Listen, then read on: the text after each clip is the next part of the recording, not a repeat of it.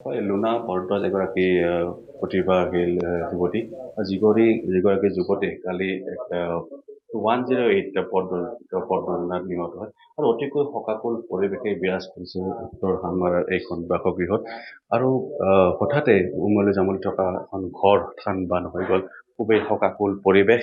আৰু তেওঁৰ পিতৃ মাতৃ আছে আৰু অতিকৈ প্ৰতিভাৱান ছোৱালী ছাত্ৰ সন্থাৰ সৈতে জড়িত আছিল। আৰু দুদিন পিছত এক্সিছ বেংকত তেওঁ কাম কৰাৰ সুযোগ পাইছিলে, নিয়োগ কৰিলে হয়। আৰু তাৰ মাজতে কালি সৰস্বতী পূজাৰ দিনা ওলাই গাই 108ৰ খুন্দাত প্ৰতিভাশালী যুৱতীগৰাকী নিহত হয়। আৰু এই সমগ্ৰ বিষয়টোতে আচলতে সমগ্ৰ উত্তৰ হাংমাৰাতে শোকাকুল পৰিৱেশে বিৰাজ কৰিছে। গোটেই অসম যদি এক চাঞ্চল্যকৰ সৃষ্টি হৈছে, কিয়নো 108ৰ যি গাফিলতি প্ৰাপ্ত নাছিলে বা সুৰাহত অৱস্থা বুলি অভিযোগ উত্থাপিত হৈছে।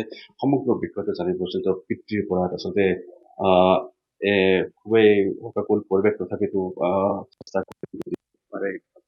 কি ক'ব, আমি জানো যে 108 জীৱন বচাই, খালি 108 মাৰি পেলালে মোৰ ছোৱালী।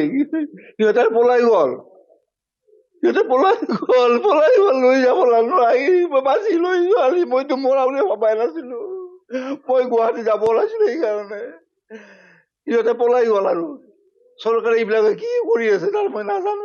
এইবিলাক চৰকাৰৰ গাফিলতি। সিহঁতে লৈ যাব লাগে আৰু সিহঁতে এৰি থৈ গুচি যায় পেচেণ্টক। চাওকচোন কি কৰিলে। মই ভাবিছো হস্পিটেলত আছে, মই যাব ওলাইছিলো। মই গম পোৱা নাই ছোৱালী যেনেকে পৰি আছিল তাত। এয়া ঘৰখনৰ পৰা পৰিৱেশ আমি আপোনালোকক দেখুৱাইছোঁ। ইন্দ্ৰনীল দাসে সেই পৰিৱেশ আমাক দেখুৱালে। যুৱতীগৰাকীৰ ঘৰখনত শোকাকুল পৰিৱেশে বিৰাজ কৰিছে।